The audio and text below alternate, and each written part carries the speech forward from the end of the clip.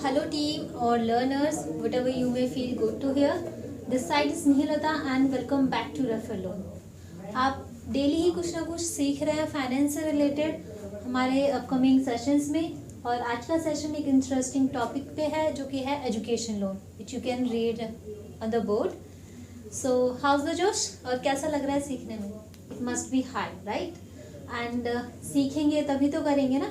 And refer loan के साथ अगर हमें जुड़े रहना है तो डेली ही कुछ नया सीखना है और अच्छे से हमें आगे काम करके दिखाना है। ओके, तो आज हम समझेंगे एजुकेशन लोन के बारे में। एजुकेशन लोन क्या होता है? आप बताइए मुझे, एजुकेशन लोन क्या होता है? सोचिए। वेल बेसिकली स्टूडेंट या पेरेंट्स जो अपने बच्चे की पढ़ाई को असिस्ट करने के लिए जो लोन लेते हैं उसे हम एजुकेशन लोन कहते हैं। जैसे कि अगर कोई बच्चा है ग्रेजुएशन कोर्स में है और जो फीस है उसकी अराउंड 10 लाख और 20 लाख है, basically depending on their course, type of course जो भी बच्चा परस्यू कर रहा है। और पेरेंट्स की इनकम है मंथली 40,000 50,000 और वो नहीं उतना, तो पेरेंट्स की इनकम कम पड़ रही है अपने बच्चे को वो एजुकेशन प्रोवाइड करने में जो कि वो चाहता है। तो क्या करेगा बच्चा? क्या वो कोर्स नहीं परस्यू करेगा या फिर पेरेंट्स पीछे हट जाएंगे अपने बच्चे को वो एजुकेशन दिलाने से जो कि वो चाहता है? नहीं, ऐसा तो नहीं होगा ना। तो फिर क्या करेंगे? They can avail education loan. कैसे ले सकते हैं? रेफर लोन पे आके, है ना। और कौन दिलवाएगा? आप ही लोग दिलवाएंगे। कैसे? सीख कर। तो आज के सेशन में सीखिए और करिए। ओके, तो बेसिकली एजुकेशन लोन कब लेते हैं? हम सबके माइंडसेट में ये बात कहीं ना कहीं है कि सिर्फ हम हायर एजुकेशन के लिए लोन लेते हैं, एजुकेशन लोन लेते हैं, या फिर अब्रॉड जाके हमें एजुकेशन परस्यू करनी है फर्दर अपनी, तब हम एजुकेशन लोन लेते हैं। Well this thought is very wrong. आज की डेट में सारी चीज़ें बदल चुकी हैं और जैसे कि हम सब जानते हैं महंगाई कितनी ज़्यादा हो चुकी है और छोटी से छोटी क्लास की भी फीस कितनी हाई है। आप खुद ही पता है कि जब अपने आसपास 5th क्लास की कितनी फीस है yearly, you will get to know. और एक किसी अच्छे इंस्टीट्यूट या स्कूल में अपनी पसंद के स्कूल में इंस्टीट्यूट में पढ़ाई कर पाना is not very easy. Okay, तो उस सिनेरियो में हेल्प करता है एजुकेशन लोन। आज की डेट में सिर्फ हायर एजुकेशन के लिए एजुकेशन लोन नहीं मिलता। You can avail education loan right from the primary education to professional courses, any certificate course, diploma course to post graduate also. Okay, so please update yourself and पुरानी ही knowledge पर मत based रहिए, उसको upgrade कीजिए। तो आज की हम इन पॉइंट्स पे समझेंगे एजुकेशन लोन को, ठीक है। ये तो मैंने आपको बता दिया एजुकेशन लोन क्या होता है, what is education loan. Any student और पेरेंट जब उन्हें अपनी एजुकेशन परस्यू करनी है, स्टूडेंट को या फिर पेरेंट्स को अपने बच्चे को ऐसे एजुकेशन दिलवानी है जो कि उनके फंड्स के अकॉर्डिंग नहीं हो पा रही है पूरी, तो वो एजुकेशन लोन ले सकते हैं। And who can avail it? कौन ले सकता है? वेल पेरेंट्स अपने स्टूडेंट के लिए एजुकेशन लोन ले सकते हैं, या फिर अगर स्टूडेंट के पास खुद की सोर्स ऑफ इनकम है तो खुद भी एजुकेशन लोन ले सकता है इफ ही और she is able to repay it. Alright, then how much can be availed? कितना एजुकेशन लोन ले सकते हैं? अगर मेरी कॉस्ट ऑफ एजुकेशन है 40 लाख, तो क्या मुझे पूरा 40 लाख एजुकेशन लोन मिल सकता है? बताइए। बिल्कुल मिल सकता है।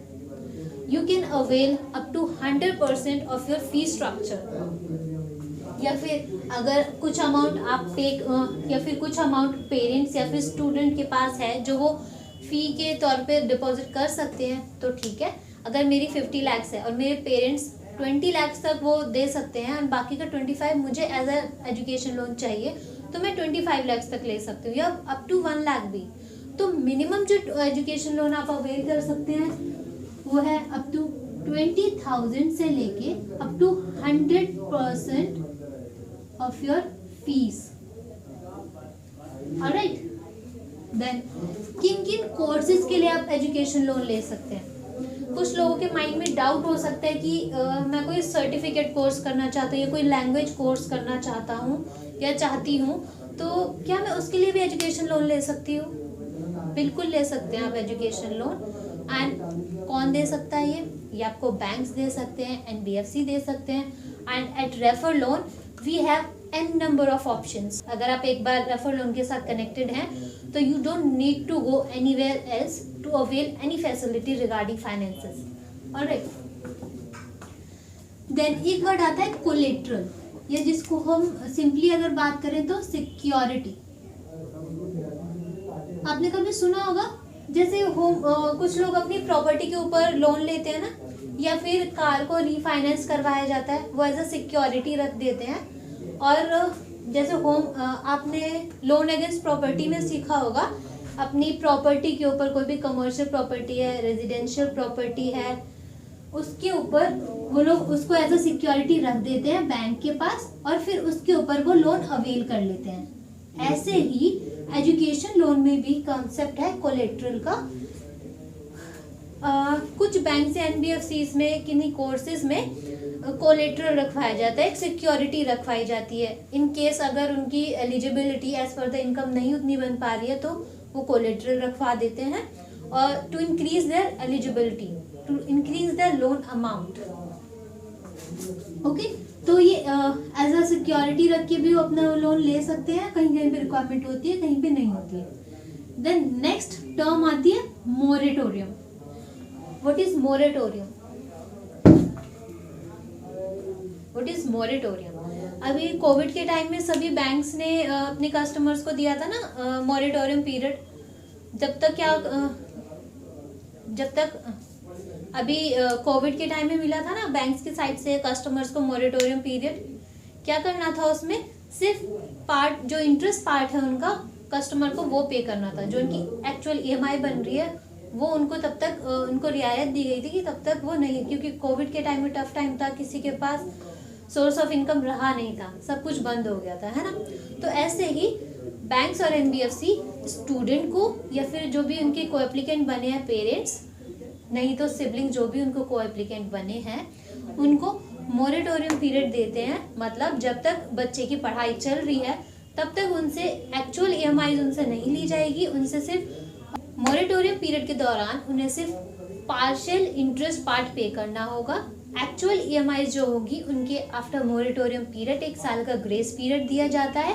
ग्रेस पीरियड मतलब कि स्टूडेंट जो है वो एकदम से तो नहीं पढ़ाई कंप्लीट की और उसे एकदम से जॉब मिल जाएगी। कुछ लोगों को मिल जाती है प्लेसमेंट सेल में, दैट्स वेरी गुड, बट कुछ स्टूडेंट्स को नहीं मिल पाती है, तो उनको 1 साल का टाइम दिया जाता है जिससे कि वो अपने लिए एक सुटेबल जॉब सर्च कर लें और वो इतने काबिल हो पाए कि वो अपनी ईएमआई खुद पे कर सके, है ना। तो ये होता है मोरेटोरियम पीरियड। फिर होती है वेरिफिकेशन। जैसे अदर लोन्स में भी आपने देखा होगा, सुना होगा कि वेरिफिकेशन के लिए जाते हैं। पर्सनल लोन में जैसे ऑफिस की वेरिफिकेशन होती है, घर की भी होती है। क्यों होती है वेरिफिकेशन? जिससे कि वो ये कंफर्म कर पाए कि उनका कस्टमर जो उन्होंने कंपनी बताई है वहाँ पे वर्किंग है आज की डेट में भी, और जो उन्होंने घर बताया वहाँ पे वो अभी रह रहे हैं, है ना। तो ऐसे ही एजुकेशन लोन में भी वेरिफिकेशन होती है, उनके घर की, स्टूडेंट के घर की, और जो भी को एप्लीकेंट बने हैं उनके घर की, और उनके ऑफिस की जहाँ पे भी वर्किंग है। अगर सैलरीड कस्टमर है तो उनके ऑफिस की, अगर सेल्फ एम्प्लॉयड है तो उनके जहाँ पर भी उनका बिजनेस सेटअप है या फिर ऑफिस है या कंपनी है कोई, वहाँ की वेरिफिकेशन होती है।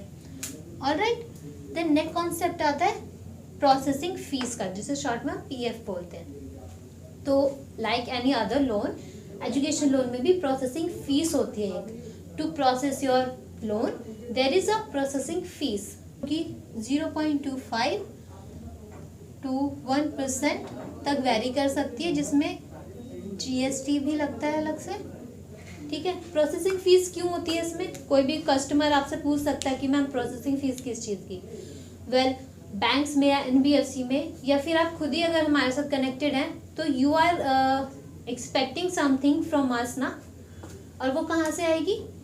क्योंकि हम कस्टमर से कुछ चार्ज करेंगे तभी तो हम आप लोगों के साथ डिस्ट्रीब्यूट कर सकते हैं ना। या फिर बैंक में भी एम्प्लॉयज वर्किंग हैं, उनकी सैलरी कहाँ से आएगी?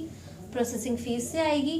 कोई भी डॉक्यूमेंट पिकअप करने के लिए या वेरिफिकेशन पर्पस के लिए जब जाते हैं तो उनका आने जाने का एक्सपेंस लगता है, फेयर लगता है या पेट्रोल लगता है, वो कहाँ से कंपनी या फिर बैंक या एनबीएफसी देती है? प्रोसेसिंग फीस में से। ओके, देन इंश्योरेंस, आपके लोन को इंश्योर करने के लिए देयर इज इंश्योरेंस। अगर भगवान ना करे कोई मिसहैपनिंग हो जाती है, उस केस में आपके जो भी को एप्लीकेंट बनेंगे, योर पेरेंट्स और सिबलिंग्स और एनी ब्लड रिलेटिव, उनको लोन नहीं रीपे करना होगा, बैंक ही उसकी टेक केयर करेंगे। Then next concept is ROI, that is rate of interest. Well, other अलग अलग प्रोडक्ट्स में अलग अलग रेट ऑफ इंटरेस्ट है। मतलब आपके लोन अमाउंट पे आपको क्या ब्याज पे करना होगा, क्या इंटरेस्ट पे करना होगा, वो कितना है। एजुकेशन लोन का रेट ऑफ इंटरेस्ट जो वैरी करता है, this is between 9 to 12% per annum. ये एनुअली आप पे जो इंटरेस्ट लगेगा होगा 9 to 12%, which will be on reducing balance basis. What is reducing balance basis? आपने कभी ये सुना है?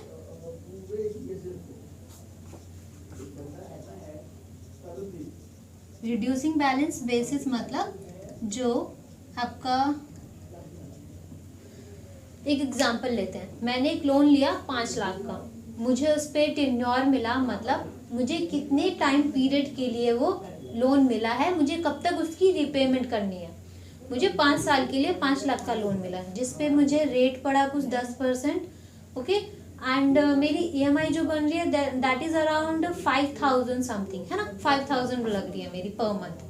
और मैंने अपने 1 साल की EMI पे कर दी, 12 EMIs आई हैव पेड। तो अब मुझे जो 3rd EMI मेरी लगेगी, सॉरी 13th मेरी EMI जो लगेगी, वो क्या मेरे वो 5 लाख पे ही लगेगी, या फिर अगर मैंने फर्स्ट EMI अपनी पे की और जब मैं सेकंड EMI पे कर रही हूँ, क्या वो 5 लाख पर ही बनेगी? नहीं। अगर मुझे रिड्यूसिंग बैलेंस बेसिस का रेट ऑफ इंटरेस्ट मिला है, तो मेरे जो मैंने EMI पे कर दी, अगर मैंने 5 लाख में से 5000 आई हैव पेड, तो मेरी सेकंड EMI बनेगी, that will be calculated on 4,95,000 and not on 5 lakhs। ठीक है, यही मतलब होता है रिड्यूसिंग बैलेंस बेसिस का। मेरा जो बैलेंस बचा है वो रिड्यूस होता रहेगा जैसे जैसे मैं अपनी रीपेमेंट करती रहूंगी लोन की। Okay, and then academic track. कोई आपसे ये भी पूछ सकते हैं स्टूडेंट्स कि क्या एकेडमिक ट्रैक भी मेरा चेक होगा कि मेरे प्रीवियस एकेडमिक ईयर्स में कैसे मार्क्स रहे हैं, या फिर लाइक 10th में 12th में, या फिर अगर पोस्ट ग्रेजुएशन के लिए जा रहे हैं तो फिर मेरे ग्रेजुएशन में कैसे मार्क्स रहे हैं। तो yes, there are banks which do consider your academic track. क्यों ट्रैक करते हैं वो आपका, कि आप के क्या रहे प्रीवियस मार्क्स, उनको क्या मतलब उससे? Well, to know the student कि स्टूडेंट किस तरह का है पढ़ाई में। अगर वो कोई ऐसे कोर्स के लिए आगे बढ़ जा रहे हैं लाइक फॉर MBBS या फिर MBA, और उनका प्रीवियस ट्रैक रहा है काफ़ी लो, मतलब ही और she is not good at studies, और वो जा रहे हैं जिसकी कॉस्ट आ रही है अराउंड 40 लाख 50 लाख और वट एवर, तो थोड़ा तो डाउट करेगा ना बैंक ऐसे स्टूडेंट को फंड देने में जो कि अच्छे नहीं है एजुकेशन में। क्या पता वो आगे जाके वो ठीक से परस्यू करें उस कोर्स को या नहीं। तो स्टूडेंट को समझने के लिए कि क्या स्टूडेंट को उतना फंड देना वैल्यूएबल रहेगा या नहीं, वो उनका एकेडमिक ट्रैक वेरीफाई करते हैं। इस केस में अगर स्टूडेंट के मार्क्स काफ़ी अच्छे रहे हैं प्रीवियस, तो हो सकता है कम रेट ऑफ इंटरेस्ट उनको ऑफर हो और जल्दी भी प्रोसेस हो जाती है। अगर एकेडमिक ट्रैक अच्छा नहीं है तो रेट ऑफ इंटरेस्ट थोड़ा सा हाई जा सकता है। इन सम बैंक्स और NBFCs they do consider the academic track. Okay, तो आगे समझते हैं मिनिमम सिबिल। सभी लोन्स में सिबिल क्या होता है हमारा? What is CIBIL score? CIBIL score is a parameter जिससे कि बैंक्स या कोई भी फाइनेंशियल इंस्टीट्यूशन आपका मतलब कस्टमर का इंटेंशन समझते हैं या फिर ट्रस्ट वर्दीनेस आपकी देखते हैं कि आपने जो को भी लोन लिया उनका क्या टाइमली पे किया, अगर मैंने कभी कोई लोन नहीं लिया है तो मेरा सिबिल स्कोर होगा -1। मतलब मैंने कोई लोन ही नहीं लिया कभी, तो बैंक या एनबीएफसी कोई भी कुछ भी मेरा ट्रैक ही नहीं देख सकती। उन्हें पता ही नहीं चलेगा कि वो मुझे जो लोन देंगे क्या मैं उसकी टाइमली रीपेमेंट करूंगी या इवन रीपेमेंट करूंगी भी या नहीं, है ना। अगर मैंने लोन लिया कभी और काफ़ी टाइम मैंने ख़त्म भी कर दिया, अच्छे से रीपेमेंट कर दी, मैंने टाइमली अपनी ईएमआईज दी और फिर मुझे काफ़ी टाइम तक कोई लोन की ज़रूरत ही नहीं पड़ी, तो अगर मैं बहुत टाइम बाद अपना अगर सिबिल स्कोर देखती हूँ तो दैट विल बी 0।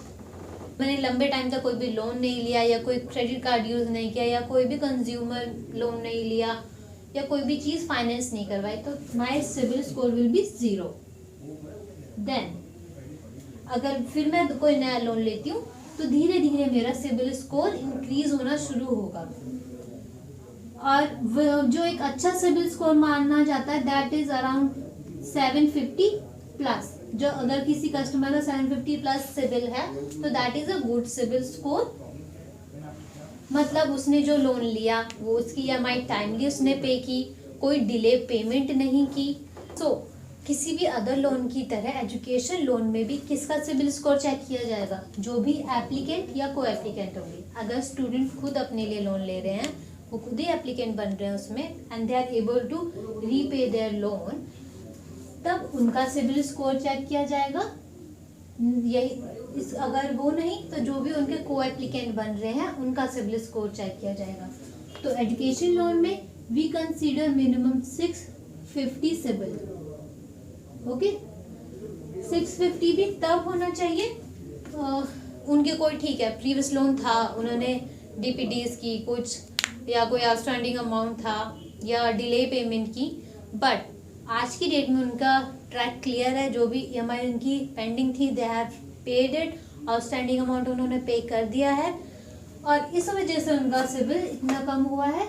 बट अभी के टाइम पर उन पर कोई भी आउटस्टैंडिंग अमाउंट नहीं है, तब हम ये सिबिल स्कोर कंसीडर कर सकते हैं, ठीक है। Otherwise we need good CIBIL score that is 750 और above than that. Okay, then next is कि मिनिमम सैलरी क्या होनी चाहिए एजुकेशन लोन लेने के लिए। जैसे हम पर्सनल लोन में अगर बात करें तो 15,000 मिनिमम सिबिल हम जैसे अगर पर्सनल लोन की बात हम करें तो मिनिमम 15,000 सैलरी देखते हैं कि इतनी तो कम से कम हो, या 20,000 देखते हैं, है ना। ऐसे ही बिजनेस लोन में हम बिजनेसमैन का टर्नओवर देखते हैं कितना है या उनकी मंथली क्या सेल हो रही है। तो ऐसे ही एजुकेशन लोन में भी हम मिनिमम सैलरी देखते हैं कितनी आ रही है। बेसिकली मिनिमम सैलरी उनकी उतनी हो जो वो लोन ले रहे हैं, उसकी जो ईएमआई बन रही है उसको रीपे करने लायक उनकी सैलरी हो।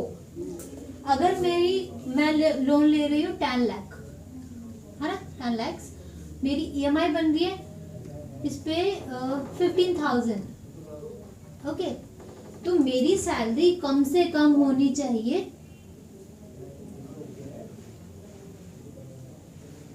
30,000। क्यों होनी चाहिए 30,000 कम से कम? अगर 15,000 मेरी ईएमआई है तो 15,000 सैलरी पे नहीं मिलेगा क्या मुझे? इतनी मैं कर तो सकती हूँ पे। क्या कोई भी इंसान सिर्फ अपना लोन ईएमआई पे करने के लिए ही सैलरी लेगा? उसके अदर कोई खर्चे नहीं होंगे क्या? देयर आर अदर एक्सपेंसेस, सब्जी रोटी है, घर का किराया है या बच्चों की पढ़ाई है, उनका भी तो कोई एक्सपेंसेस होते हैं ना। तो हम जो कंसीडर करते हैं हाफ ऑफ द सैलरी, कि जितनी वो कमा रहे हैं उसका आधा ही वो एज अ लोन ईएमआई पे कर सकते हैं, बाकी का आधा अमाउंट हम कंसीडर करके चलते हैं कि उनके कुछ खर्चे हैं उसके लिए उन्हें चाहिए।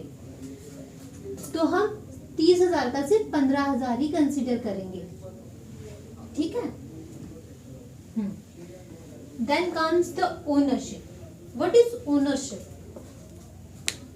ओनरशिप मतलब मेरा अपना घर हो, कोई मेरी अपनी प्रॉपर्टी है, उस पर मेरे नाम की मेरा कोई घर है, अगर वो कैसे मेरा माना जाएगा कि मेरे ही नाम पे उसकी रजिस्ट्री है, इलेक्ट्रिसिटी बिल मेरे नाम का आ रहा है वहाँ पे, है ना।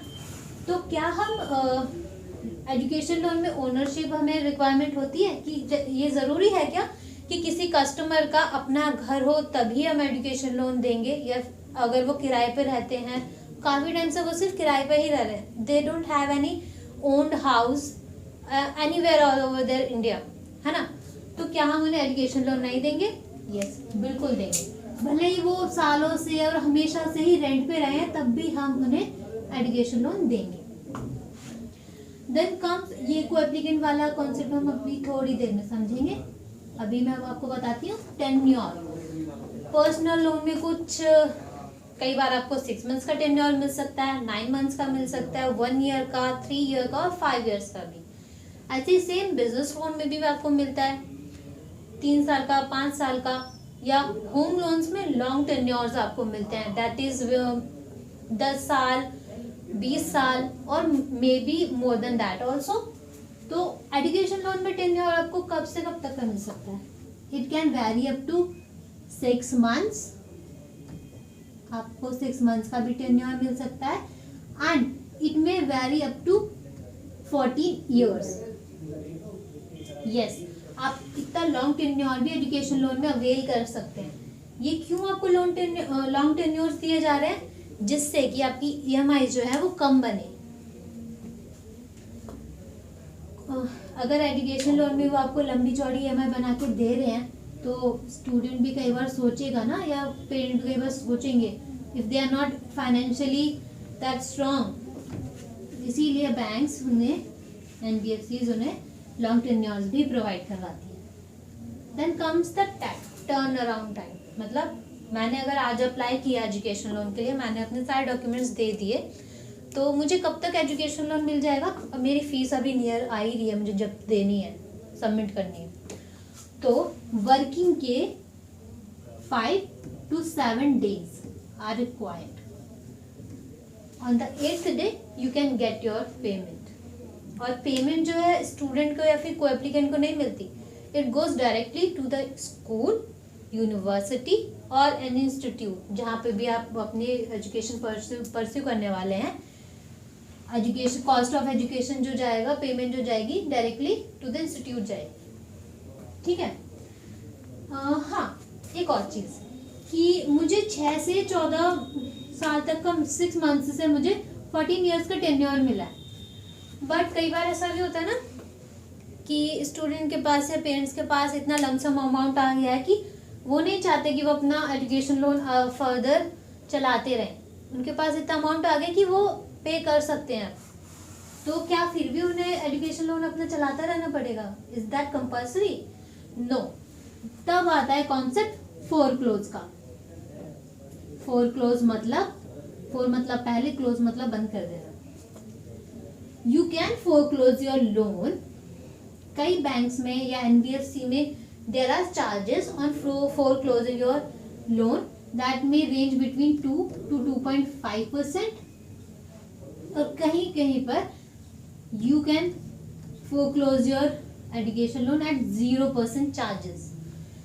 ओके, अगर आपके पास इतना अमाउंट है, आप एजुकेशन लोन को अपना फर्दर नहीं चलाना चाहते, तो आप एजुकेशन लोन को 6 महीने बाद या 1 साल तक आपको कम से कम चलाना होता है, 6 मंथ्स या 1 ईयर तक। कई बार ही कई जगहों पर आप उतना चलाइए, एंड उसके बाद अगर आपके पास है लमसम अमाउंट, तो you can pay to the bank, and आप विद सम चार्जेस और विदाउट एनी चार्जेस आप अपना लोन क्लोज कर सकते हैं। ठीक है।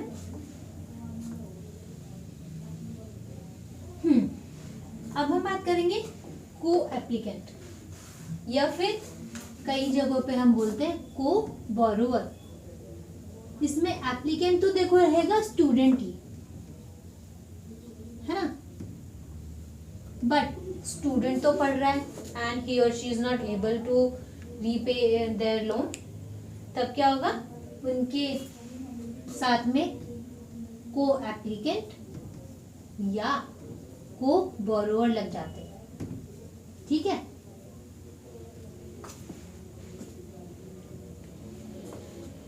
इसमें जो लोन रीपेमेंट के लिए हम इन्हें कंसीडर करते हैं, को एप्लीकेंट या को बोरोवर को। बट अभी तो मैंने आपसे कहा ना कि उसमें मोरेटोरियम पीरियड प्रोवाइड किया जा सकता है आपको। यस, लेकिन तब तक पार्शियल इंटरेस्ट पार्ट तो पे करना है ना। वो कौन करेगा? उनके को एप्लीकेंट करेंगे या को बोरोवर करेंगे। Well now you can ask me कि को एप्लीकेंट कौन बन सकता है? क्या मेरे दूर का दोस्त भी बन सकता है, या फिर मेरे पड़ोसी, क्या वो भी मेरे को एप्लीकेंट बन सकते हैं? देन नो, को applicant can be students, parents, mother और फादर, दोनों में से कोई एक बन सकते हैं। दे शुड बी अर्निंग, उनके पास कोई सोर्स ऑफ इनकम हो, या तो सैलरीड हो या फिर अपना कोई काम हो। ओके, पेरेंट्स बन सकते हैं, ग्रैंड पेरेंट्स बन सकते हैं, दादा दादी, नाना नानी, कोई भी ब्लड रिलेटिव हो वो बन सकते हैं, सिबलिंग बन सकते हैं, बड़ा भाई बहन, है ना। कजिन भी कई केसेस में चल जाते हैं कई जगहों पर उस केस में फिर उन्हें फैमिली ट्री शो करना होता है। सॉरी, कजिन की spelling I have written wrong, ठीक है। तो ये बन सकते हैं को एप्लीकेंट। इसमें इनके अलावा ना अगर अंकल हैं, अंकल कौन, चाचा चाची, ताया जी, ताई जी, ये लोग भी बन सकते हैं एज अ को एप्लीकेंट, बट उन्हें रिलेशनशिप प्रूफ शो करना होता है इस केस में। द नेक्स्ट इज कि क्या मुझे किसी भी कोर्स के लिए लोन मिल सकता है? क्या मेरी बच्ची अगर नर्सरी में पढ़ रही है और उसकी फीस काफ़ी हाई है जो कि अभी at present I can not afford, तो क्या मुझे उसके लिए भी एजुकेशन लोन मिल सकता है? Yes, you can avail education loan for that also. यहाँ लिखा नहीं है विच कोर्सेज यू कैन अवेल। कोई भी प्राइमरी एजुकेशन के लिए आप ले सकते हैं, अंडर ग्रेजुएट कोर्स के लिए ले सकते हैं, पोस्ट ग्रेजुएट कोर्स के लिए you can avail education loan, certificate course के लिए, डिप्लोमा कोर्स के लिए,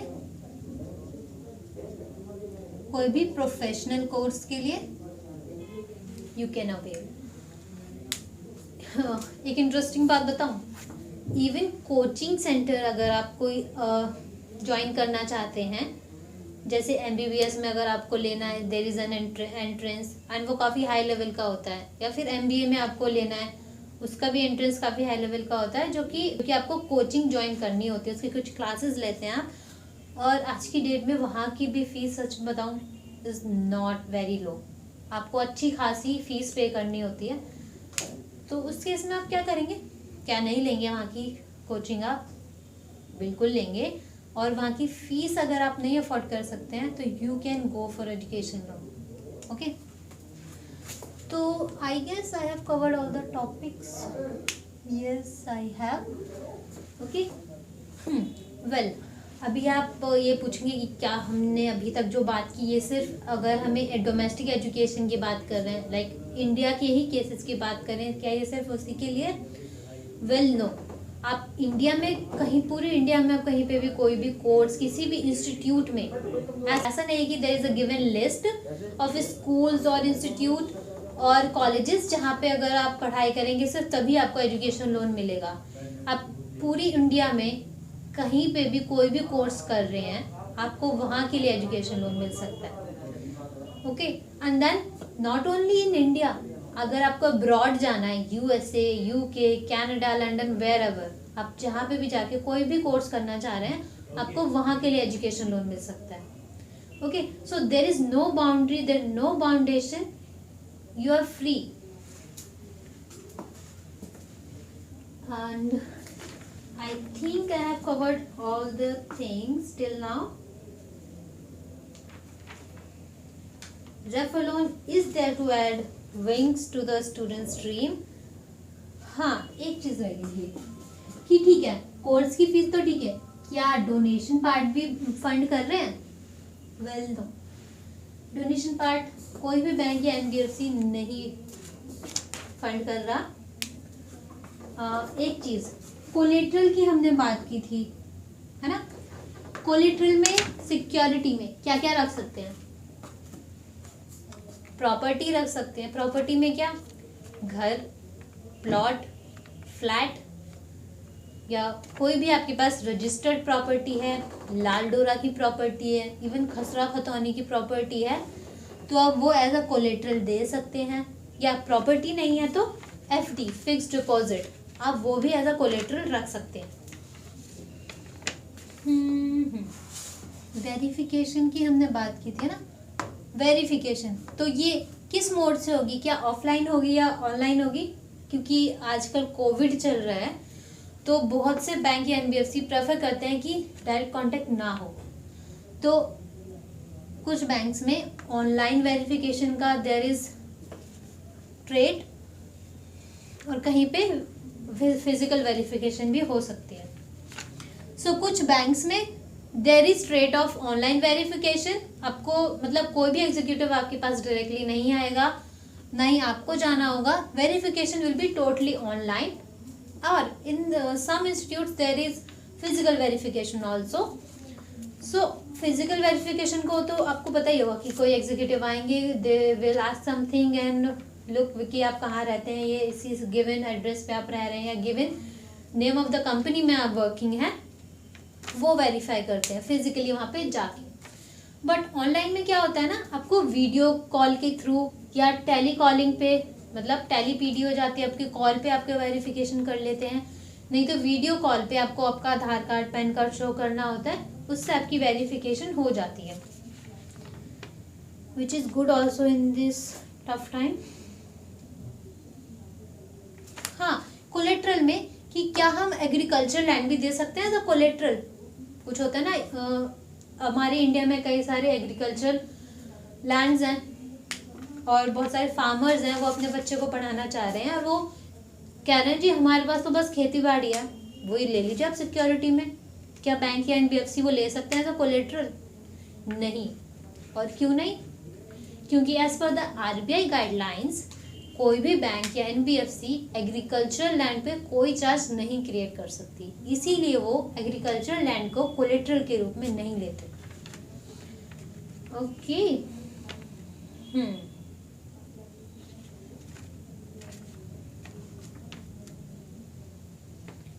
So this is all which should be included. I have covered everything. चलिए, ये तो हो गई कि हमें एजुकेशन लोन से रिलेटेड क्या क्या समझना है, क्या क्या पूछ सकते हैं हम कस्टमर या कस्टमर हमसे, है ना। नेक्स्ट पार्ट आता है डॉक्यूमेंट्स का। अगर हमें किसी को कोई लोन देना है तो डॉक्यूमेंट्स तो ऑब्वियसली वी नीड ना, कैसे अगर otherwise we can provide them loan. So let me rub this.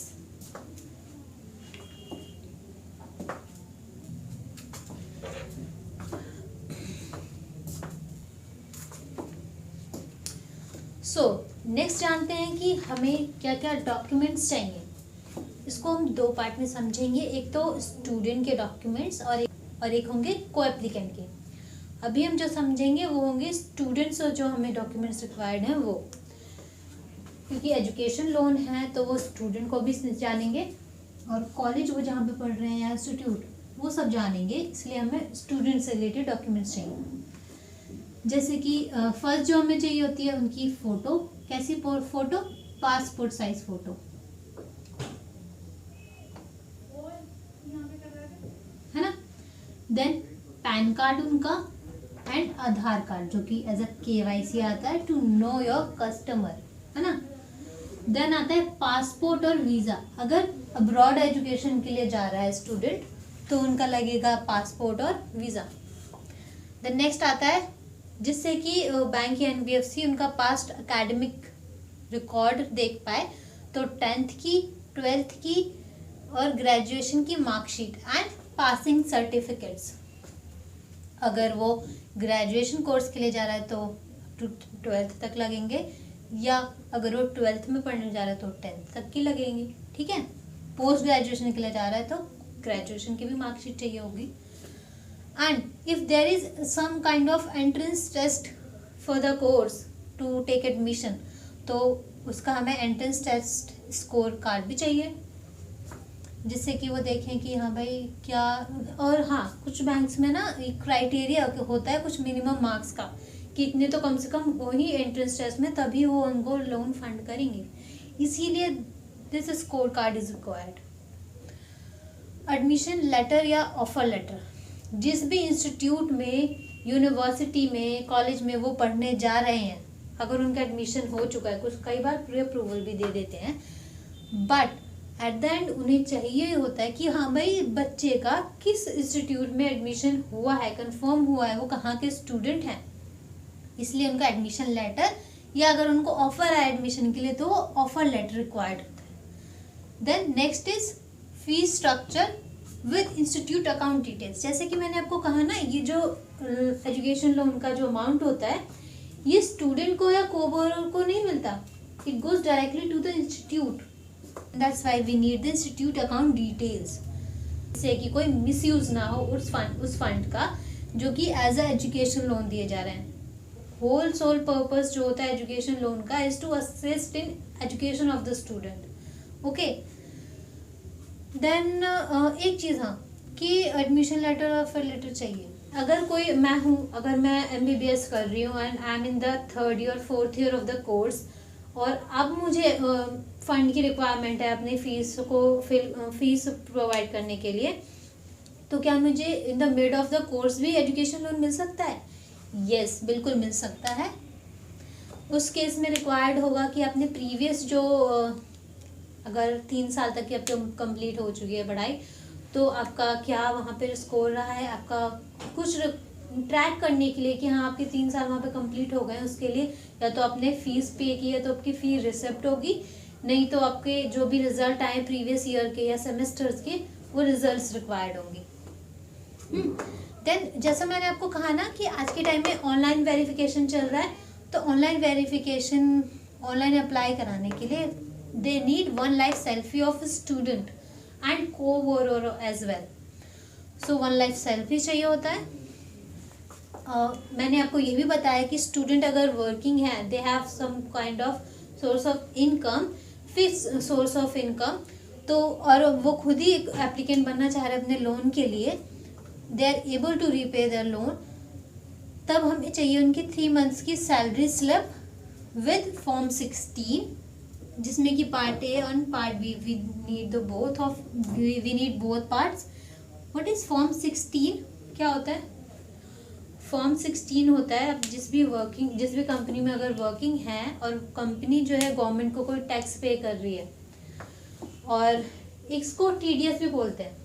अगर मैं किसी कंपनी में वर्किंग हूँ एंड कंपनी मेरा TDS काटती है और वो गवर्नमेंट को पे करती है, तो उसका एक फॉर्म मुझे मिलता है, इसका प्रूफ मुझे मिलता है, जिसे बोलते हैं फॉर्म 16। ठीक है। देन आता है नेक्स्ट 6 मंथ की बैंक स्टेटमेंट। ये क्यों चाहिए होती है भाई? जिससे कि बैंक वेरीफाई कर पाए जो उन्हें सैलरी मिल रही है स्टूडेंट को, जहाँ पे वो वर्किंग है, उसके अकाउंट में क्रेडिट हो रही है और कितनी सैलरी एक्चुअली आ रही है, क्योंकि सैलरी स्लिप तो नकली भी बना के दे देंगे वो। सब कुछ काम चल रहा है आजकल ऑनलाइन, सब कुछ हो सकता है नकली, इसलिए they need the bank statement as well. And then office ID card, जिस भी कंपनी में वो वर्किंग है वहाँ का ऑफिस ID कार्ड एक होता है, so that is also required.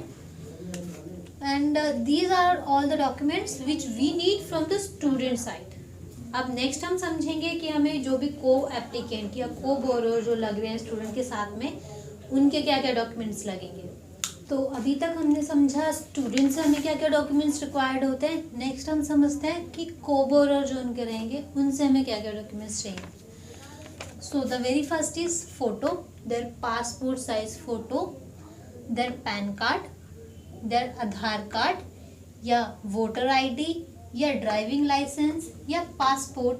क्यों चाहिए ये हमें क्यों चाहिए? इनमें से कोई एक चाहिए, या आधार चाहिए या वोटर ID हो या ड्राइविंग लाइसेंस या passport, in order to verify their permanent address. वो उनका परमानेंट एड्रेस कहाँ का है ये वेरीफाई करने के लिए, या तो उनका आधार कार्ड पे अपडेटेड हो परमानेंट एड्रेस है जो, या वोटर ID पे हो या ड्राइविंग लाइसेंस पे हो या फिर पासपोर्ट पे, किसी भी एक डॉक्यूमेंट से हम वो पिक कर सकते हैं। Then for the online verification purpose में हमें ये चाहिए होता है, ऑनलाइन अगर प्रोसेस हो रहा है इनका, तो 1 live selfie of the co-borrower is also required. Then उनकी सोर्स ऑफ इनकम वेरीफाई करने के लिए कि क्या वो सैलरीड हैं या सेल्फ एम्प्लॉयड हैं, इसके लिए हमें ये डॉक्यूमेंट चाहिए। सैलरीड है अगर को बोरोअर या को एप्लीकेंट, तो हमें उनकी चाहिए 3 मंथ की सैलरी स्लिप विद फॉर्म 16, जैसे कि मैंने आपको पहले भी बताया। देन 6 मंथ्स की बैंक स्टेटमेंट, जिस भी अकाउंट में उनकी सैलरी क्रेडिट हो रही है हमें उस अकाउंट की 6 मंथ्स की बैंक स्टेटमेंट चाहिए, जिससे कि हम वेरीफाई कर पाएँ कि उस अकाउंट में उनकी सैलरी जो भी उन्होंने बताई है वो सैलरी कंप्लीट आ रही है और रेगुलरली आ रही है या नहीं। देन ओनरशिप प्रूफ, क्या होता है ओनरशिप प्रूफ, कि जो मैंने बताया कि हाँ मैं तो इस घर पे रहती हूँ, ये मेरा अपना है, उसको कैसे वेरीफाई करेंगे? या तो इलेक्ट्रिसिटी बिल दें वो वहाँ का, हाउस टैक्स रिसिप्ट दें या वाटर बिल दें जो कि उनके अपने नाम पे आ रहा हो या फिर उनके फादर के नेम पे आ रहा हो, है ना। नेक्स्ट, अगर को बोरोअर सेल्फ एम्प्लॉयड है तब हमें क्या डॉक्यूमेंट्स चाहिए होते हैं? जैसे हमें बिजनेस लोन में चाहिए होता है ना उनका ITR, income tax return with COI। COI मतलब computation of income. Computation of income हमें क्यों चाहिए होता है? ये हमें इसलिए चाहिए होता है जिससे कि हम जान पाए उनके सभी सोर्सेज से किन किन सोर्सेज से कितनी कितनी इनकम आ रही है। This page is required for that purpose. Then उनके बिजनेस का रजिस्ट्रेशन, अगर उन्होंने बिजनेस का कोई रजिस्ट्रेशन लिया है जैसे कि GST होता है, MSME होता है या शॉप एक्ट लाइसेंस होता है, या अगर उनका मेडिकल स्टोर है तो ड्रग लाइसेंस होता है। देन करंट अकाउंट स्टेटमेंट, अगर वो कोई बिजनेस रन कर रहे हैं तो उनके बिजनेस क्या या फर्म के नेम पर उन्होंने अगर अकाउंट खुलवाया हुआ है तो हमें करंट अकाउंट की स्टेटमेंट चाहिए ऑफ लास्ट 6 मंथ्स। ओके, अगर करंट अकाउंट नहीं है तो हम सेविंग्स, अगर उनके बिजनेस की ट्रांजैक्शन सेविंग्स अकाउंट में हो रही है तो हम वहाँ से भी वेरीफाई कर लेते हैं, तो सेविंग्स अकाउंट में से भी हम ले लेंगे। ठीक है, तो नेक्स्ट इज ओनरशिप प्रूफ। कहाँ का? उनका घर का तो ओनरशिप प्रूफ लेंगे ही हम, जो वो अपना बिजनेस बता रहे हैं वो किस जगह पे हो रहा है हमें वहाँ का भी चाहिए। और ओनरशिप प्रूफ में हम क्या लेते हैं? इलेक्ट्रिसिटी बिल लेते हैं, हाउस टैक्स लेते हैं या वाटर बिल लेते हैं। और अगर हमारा कस्टमर रेंटेड है तो अगर उसका घर भी रेंट पे ही है और जहाँ पे वो काम कर रहे हैं वो जगह भी रेंट पर ही है, तब हम क्या करेंगे? तब हम उनका लेंगे लेटेस्ट मंथ का इलेक्ट्रिसिटी बिल, तो हम लेंगे ही, या वाटर बिल हो वो किसके नाम पे आ रहा होगा? जहाँ पर रह रहे हैं या रेंट पर उनके ओनर के नेम पे आ रहा होगा। इलेक्ट्रिसिटी बिल आ रहा हो, वाटर बिल आ रहा हो। इसके साथ में हम क्या लेंगे? Rent agreement. और रेंट अग्रीमेंट जो हम ले रहे हैं तो हमें चेक करना है कि वो एक्सपायर्ड ना हो, क्योंकि कई बार दे देते ना कस्टमर पुराना ही रेंट अग्रीमेंट, आफ्टर 11 मंथ्स वो एक्सपायर हो जाता है। तो अगर वो एक्सपायर्ड है, चेक करना है डेट कब का है वो, चेक करके अगर वो एक्सपायर्ड है तो हमें कस्टमर को बोलना है कि सर ये आपका एक्सपायर हो चुका है, सर प्लीज़ रिन्यू करवा के दे दीजिए। या फिर अगर रेंट एग्रीमेंट नहीं है, कई कस्टमर के पास नहीं होता है, तो उसमें ज़्यादा टाइम नहीं लगता, रेंट एग्रीमेंट सेम डे ही बन जाता है, कुछ नॉमिनल फीस होती है उसकी, वो बनवा कर भी वो दे सकते हैं। ठीक है, so these are all the documents which we require. हाँ, अगर एक को बोरोअर के अकॉर्डिंग स्टूडेंट को जितना अमाउंट चाहिए टू अवेल देयर फीस उतना नहीं बन पा रहा है, तो हम क्या करेंगे? क्या उन्हें तो क्या करेंगे? क्या उन्हें उतना एजुकेशन लोन नहीं मिल पाएगा? जी बिल्कुल मिल पाएगा।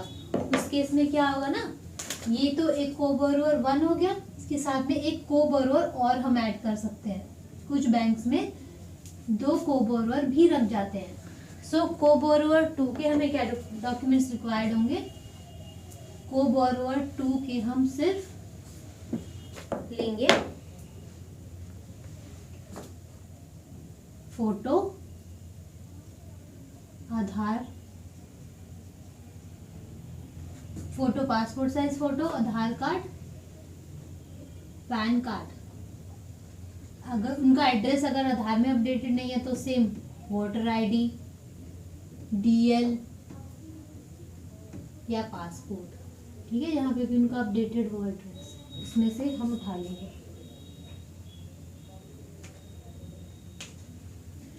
तो यही है वो डॉक्यूमेंट्स जो हमें रिक्वायर्ड होते हैं in order to process the education loan.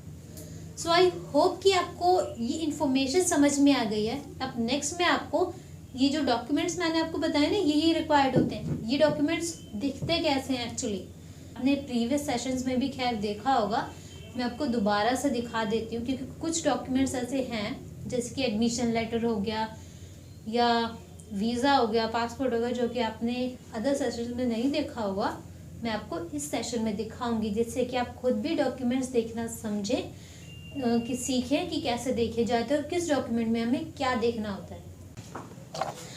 तो अब हम देखते हैं डॉक्यूमेंट्स हमें क्या रिक्वायर्ड होते हैं। पहले हम स्टूडेंट से रिलेटेड डॉक्यूमेंट्स देख लेंगे। इस केस में हमारी जो स्टूडेंट है वो है प्रीति हुड्डा। ये है इनका पैन कार्ड। पैन कार्ड में हम क्या देखते हैं, name of the customer that is Preeti Hooda. इनके फादर का नाम मेंशन्ड होता है पैन कार्ड में, वो है Pradeep Hooda. Date of birth इनकी है 8 दिसंबर 1998। She is female.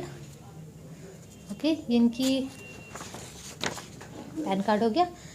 This is the Aadhaar card. We need the front side of Aadhaar card and back side of Aadhaar card, दोनों चाहिए होते हैं। कुछ डिटेल्स फ्रंट साइड पे होते हैं, कुछ डिटेल्स होते हैं बैक साइड पे।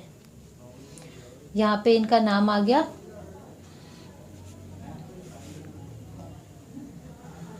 ठीक है। This is the date of birth. ये आधार नंबर हमें देखना है, आधार नंबर हमें देखना है, फ्रंट एंड बैक साइड पे सेम है ना, ये देखना होता है। एंड ये देखो, daughter of Pradeep Hooda, father name same आ रहा है। और हमें आधार में क्यों देखना होता है, ये एड्रेस देखने के लिए, किस एड्रेस पे अभी ये रह रहे हैं, ये पिन कोड वेरीफाई करना होता है। नेक्स्ट जो हमें चाहिए होता है वो है पासपोर्ट। स्टूडेंट का पासपोर्ट चाहिए होता है हमें, जिस कंट्री में वो जा रहे हैं तो वहाँ के लिए पासपोर्ट लगता है ना, अब्रॉड जाने के लिए। So this is the students passport. देखिए प्रीति हुड्डा, इनका प्लेस ऑफ बर्थ लिखा हुआ है रोहतक, हरियाणा, दिल्ली। जहाँ पे इशू हुआ है ये place of issue that is Delhi. Date of issue mentioned है इसमें, कब इशू हुआ है ये 11 सितंबर 2018। एंड ये कब एक्सपायर होगा 10 सितंबर 2028। ओके, कंट्री कोड इसमें क्या है, इंडिया।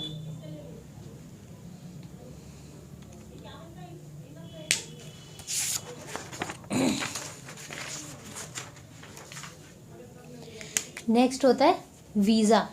स्टूडेंट का वीज़ा लगता है, वो हमें रिक्वायर्ड होता है, जैसे कि मैंने आपको पहले बताया था। यहाँ पे इनका डेट ऑफ बर्थ मेंशन्ड है, नेम मेंशन्ड है। स्टूडेंट वीज़ा कुछ ऐसा, और ये किस कंट्री के लिए इशू हुआ है, ये रशिया के लिए इशू हुआ है, ये ना यहाँ पे मेंशन्ड है। ओके, एंड जिससे कि हम स्टूडेंट का एकेडमिक स्कोर वेरीफाई कर पाएँ, हमें उनके चाहिए होते हैं 10th क्लास की मार्कशीट। ये 10th क्लास की मार्कशीट है स्टूडेंट की। इसमें इनके ग्रेड्स मेंशन्ड हैं, 10th में 9th और 10th दोनों के मेंशन्ड होते हैं। ये इनके यहाँ पे मेंशन्ड हैं, इंग्लिश के, कोर के, Hindi, mathematics, science, social science, everything is mentioned here. And इस स्टूडेंट के मार्क्स अच्छे हैं, जैसे कि मैं देख पा रही हूँ। ओके, देन 12th क्लास की मार्कशीट ये रही। Preeti Hooda, mother name is here, father name is here, roll number is there, किस स्कूल से पढ़ाई की है this is mentioned over here, subjects जो इन्होंने पढ़े हैं in their 12th class. English के देखिए मार्क्स ये रहे, टोटल मार्क्स हमें देखने होते हैं विच आर दीज। ये भी अच्छा स्कोर है।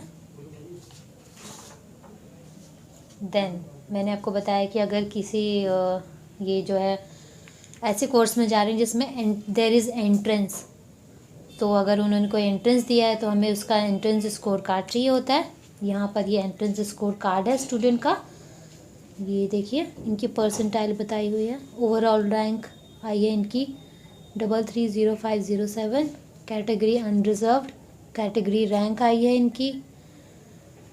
इनके मार्क्स जो ऑब्टेन किए हैं फिज़िक्स में इनके ये रहे, केमिस्ट्री में ये रहे, बायोलॉजी में ये रहे, है ना। और जो NEET all over India rank आई है वो ये है।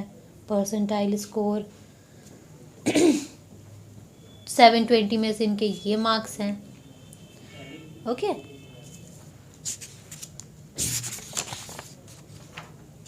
देन एडमिशन लेटर या ऑफ़र लेटर जो यूनिवर्सिटी से इशू होता है, जैसे कि ये लिखा है ना एडमिशन का ऑफ़र, है ना। एकेडमिक ईयर मेंशन्ड है, ये सब कुछ इसमें यूनिवर्सिटी का नाम यहाँ पे मेंशन्ड है, North Cap University NCU। Okay, last date of fee पे इसमें मेंशन्ड होता है। इसमें procedure for payment of fees, इसमें क्या है फ़ीस स्ट्रक्चर मेंशन्ड है यहाँ पे। प्रोग्राम का नेम, ट्यूशन फ़ी एनुअल जो आएगी सेमेस्टर वाइज इतना इतना बनेगा, total fees at the time of admission जो लगेगी वो ये है। ओके, इसमें यहाँ पे देखिए ये अकाउंट नंबर भी मेंशन्ड है। जैसा कि मैंने कहा कि जो ये अमाउंट होता है सीधा यूनिवर्सिटी को सैंक्शन होता है, ना कि को बोरोर को या फिर स्टूडेंट को, है ना। बैंक का नेम भी मेंशन्ड है।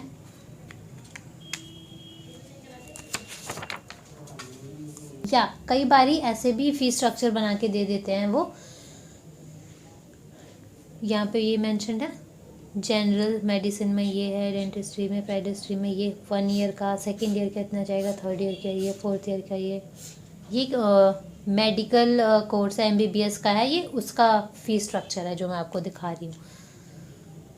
इसमें यूनिवर्सिटी का नाम है बशकीर स्टेट मेडिकल यूनिवर्सिटी। ये किस डेट से इशू हुआ है ये वाला fees structure? 28/5/2021, academic year 2021 to 2022. It was established that tuition fees for foreign students full-time and part-time forms of education are as follows. तो इसमें जनरल मेडिसिन में पर ईयर ये फीस है, दैट इज जिसमें कि वन ईयर की जो fees है दैट इज 2,82,816। सेकेंड ईयर की भी सेम ही है, थर्ड ईयर की भी सेम है, फोर्थ ईयर की थोड़ी कम है 2,70,372, फिफ्थ ईयर की 2,24,868, सिक्स्थ ईयर की है 1,76,364। ओके, एंड ऐसे ही डेंटिस्ट्री की, पेडियाट्रिक्स की, फार्मेसी की भी मेंशन है। तो ये थे स्टूडेंट से रिलेटेड हमें जो डॉक्यूमेंट्स रिक्वायर्ड होते हैं। नेक्स्ट हमें चाहिए को बोरोवर या को एप्लीकेंट के डॉक्यूमेंट्स। इस केस में जो इनकी को एप्लीकेंट थी वो इनकी मदर थी, जिनका नाम यहाँ पे उर्मिला कुमारी है। इनके फादर का नेम, ये पैन कार्ड है इस को बोरोवर का, इसमें फादर का नेम जिले सिंह है। इनकी डेट ऑफ बर्थ मेंशन्ड है। यहाँ पे पैन कार्ड नंबर हमें देखना होता है, इनके साइन है।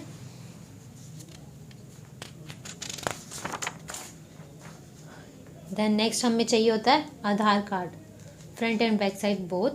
यहाँ पे हम नेम चेक करेंगे, उर्मिला कुमारी ही है, डेट ऑफ बर्थ मेंशन्ड है, आधार कार्ड इनका नंबर, इनका बैक साइड पे इनका है, ये देखिए वाइफ ऑफ प्रदीप कुमार, जिनका यहाँ पे एड्रेस मेंशन्ड ये है ना। यहाँ पे पिन कोड है, ये मेंशन कर, ये वेरीफाई करेंगे फ्रंट एंड बैक साइड। कई बारी कस्टमर जो होते हैं अनजाने में अपना आधार कार्ड दे दिया और साथ में क्या पता बैक साइड स्टूडेंट की ही दे दे, या हम गलती से स्टूडेंट का ही लेने, तो हमें आधार नंबर से वेरीफाई करना होता है। ठीक है, नेक्स्ट मैंने आपको बताया था अगर को बोरोवर जो है सैलरीड पर्सन है तो हमें उनकी चाहिए होती है सैलरी स्लिप्स। यहाँ पर लेटेस्ट मंथ की हमें सैलरी स्लिप चाहिए होती है, लेटेस्ट की 3 मंथ्स की। जैसे जैसे इस केस में हमारे पास जो आई है ये इस फॉर्म में आई है सैलरी स्लिप, इनकी डिजिटली क्रिएटेड है। ये अक्टूबर मंथ की भी मेंशन्ड है या नवंबर की भी एंड दिसंबर की भी। हमें जो देखना होता है नेट सैलरी, नेट पे कितना हो रहा है, जो कि यहाँ पे आ रहा है। इस केस में है 44,717। नेक्स्ट मंथ में भी सेम ही आया है, इसके अगले मंथ में आया है 42,917 एंड इसके अगले में भी 42,917। तो there is mismatch in the salary ना। तो इस केस में हमें कस्टमर से पूछना होगा कि सर और मैम आपके ये सैलरी में मिसमैच किस वजह से है, क्या कोई डिडक्शंस हुई हैं, अगर हुई हैं तो कौन सी डिडक्शंस हुई हैं एंड किस वजह से हुई हैं। ठीक है। सैलरी स्लिप के साथ हमें क्या चाहिए होता है, फॉर्म 16। ये कब कब का चाहिए होता है हमें, लेटेस्ट के 2 असेसमेंट ईयर का। असेसमेंट ईयर हम कहाँ देखते हैं, यहाँ पर। ये किस असेसमेंट ईयर का है, 2020 से 2021 का। तो हम 2020 का लेंगे और तो हम असेसमेंट ईयर अभी जो चल रहा है 2021 टू 2022 चल रहा है, तो हम कौन कौन से असेसमेंट ईयर का लेंगे, 2020 से 21 तक का और 2021 से 2022 का। पे ग्रॉस सैलरी मेंशन्ड है, इनको जो टोटल सैलरी मिल रही है वो मेंशन्ड है यहाँ पे। हाउस रेंट अलाउंस मिल रहा है, ये सब इसमें डिटेल्स में मेंशन्ड होता है। ठीक है। देन अगर को बोरोवर या को एप्लीकेंट सेल्फ एम्प्लॉयड है तब उस केस में हमें चाहिए ITR with computation of income. हमें लेटेस्ट के 2 असेसमेंट ईयर का चाहिए होता है।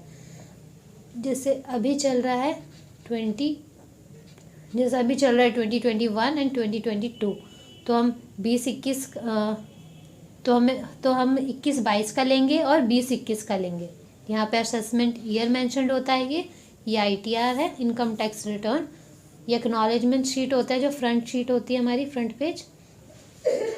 यहाँ पे मेंशन्ड होता है कि किसके नाम से है ये ITR। यहाँ पे संजीव कुमार जी के नाम से है। यहाँ पे पैन नंबर मेंशन्ड होता है इनका, ये एड्रेस आ रहा होता है। ठीक है। यहाँ पे इनकी ग्रॉस टोटल इनकम यहाँ पे मेंशन्ड होती है। जैसे यहाँ पे है 3,61,205 रुपीज़। देन नेक्स्ट ये होता है हमें कंप्यूटेशन ऑफ इनकम की शीट। ये देखिए संजीव कुमार जी की है ये, इनके फादर का नेम मेंशन्ड है, एड्रेस मेंशन्ड है एंड अदर डिटेल्स। लेकिन ये किस असेसमेंट ईयर के, जिस असेसमेंट ईयर का हम ITR ले रहे हैं उसी का हमें चाहिए होता है कंप्यूटेशन ऑफ इनकम। जैसे ये 19-20 की है और ये भी 19-20 की ही है। जैसे मैंने आपको बताया था, यहाँ पर हम देखते हैं उनकी डिफरेंट सोर्सेस से क्या इनकम आ रही है। और ये देखिए यहाँ पे ये 44 AD में फाइल्ड है ना, ये देखिए। तो इसमें हम देखते हैं कि डिफरेंट सोर्सेज से क्या क्या इनकम इनको आ रही है। तो इनका जो सोर्स ऑफ इनकम आ रहा है फ्रॉम बिजनेस या प्रोफेशन से आ रही है इनकी 3,61,205 रुपीज़। ग्रॉस टोटल इनकम इनकी यही है। कोई और सोर्स ऑफ इनकम इनका यहाँ पे नहीं इन्होंने शो किया हुआ है, तो इसलिए हमें यहाँ पे नहीं दिखाई दे रही है। ये इसका बैक साइड है। यहाँ पे देखिए ये इंटरेस्ट कैलकुलेट, यहाँ पर ही जब ITR 44 AD में फाइल्ड होती है तो हमें हमें कंप्यूटेशन ऑफ इनकम वाली शीट पे ही इनका टर्नओवर दिख जाता है। मतलब साल की सेल कितनी हो रही है, कितनी इनकम आ रही है, ये दिखता है। ये हम ग्रॉस रिसिप्ट्स या टर्नओवर लिख कर आता है, ये हमें देखना होता है। इस केस में यहाँ पर ये इतना है, कितना है, 17,56,050 रुपीज़। ओके। एंड यहाँ पे ये ग्रॉस रिसिप्ट टर्नओवर टोटल जो आ रहा है 18,58,610 रुपीज़।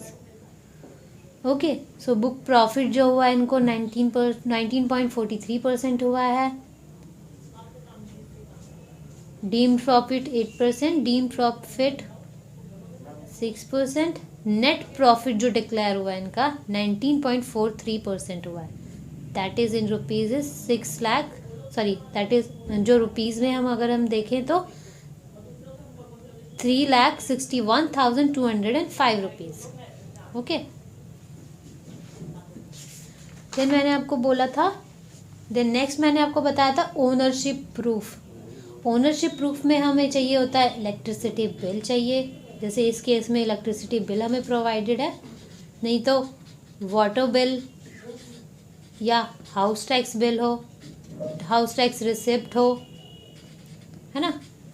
यहाँ पे देखिए हमें लेटेस्ट के मंथ का चाहिए होता है। लेटेस्ट के अगर 3 मंथ्स में से किसी का है इलेक्ट्रिसिटी बिल तो वो कंसिडर किया जाता है। ये किस मंथ का है अभी, यहाँ पे डेट मेंशन्ड है, दिस इज 25 दिसंबर 2021। इसमें यहाँ पे इनका एड्रेस मेंशन्ड होता है। यहाँ पे देखिए किसके नाम पे आ रहा है, ये उर्मिला के नाम पे आ रहा है, उर्मिला कुमारी जी के नाम पे आ रहा है। एड्रेस इनका ये है एंड सिटी मेंशन्ड है, तो यही हमें इसमें देखना होता है। And so these are all the documents which we require to process the customers education loan. I hope कि आपको डॉक्यूमेंट्स अब क्लियर हैं। तो ऐसे ही आपको भी डॉक्यूमेंट्स कस्टमर से पिकअप करने हैं एंड वेरीफाई करने हैं। अगर कोई भी डॉक्यूमेंट क्लियर नहीं है तो आपको कस्टमर से रिक्वेस्ट करना है कि वो उसकी क्लियर कॉपी प्रोवाइड करें, क्योंकि ब्लर्ड कॉपीज से या इनकम्प्लीट डॉक्यूमेंट से हम केस प्रोसेस नहीं करवा सकते हैं। तो अगर आपके पास कोई एजुकेशन लोन का केस आता है तो collect all the complete documents with clear copies जो कि रीडेबल हो। So this was all about the education loan. I hope things are clear to you. अगर आपको कोई डाउट्स हैं तो you can ask in the comment section, we will reply to those doubts और questions. That is for the today's session. Thank you.